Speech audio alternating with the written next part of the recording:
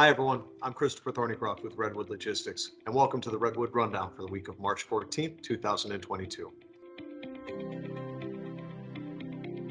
Our first update is on diesel fuel. Diesel fuel, which, as we reported last week, hit $4.85 per gallon with a record week over week jump that caused a lot of drivers to feel pain at the pump. Now, larger carriers, as we spoke to over the course of last week, had a little less impact to them as they bought their fuel ahead of time, and that fuel was bought at a lower price.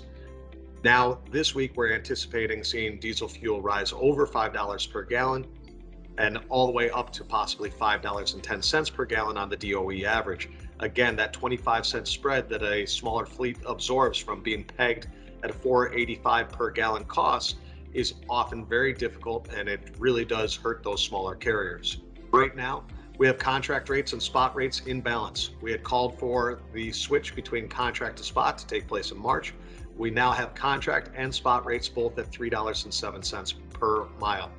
Along with this contract spot balance, we're seeing the outbound tender rejection index falling all the way down to 17.05%, which is the lowest that we've seen since mid-July of 2020. Now, flatbed still remains high.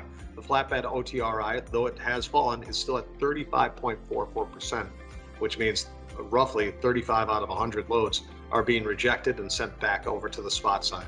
So to recap, we can anticipate that at least in the short term, the market should remain fairly flat or softening. This doesn't mean that labor issues have been solved and the supply side issues have been solved. In fact, far from it. There remains a risk that owner-operators park their trucks, that smaller fleets have to park their trucks as well due to the cost of diesel fuel. With that said, we do look at the next week as a bit of opening of capacity for shippers that have been feeling some pain before, particularly out of markets out of the Northeast. That's all we have for this week. Stay informed.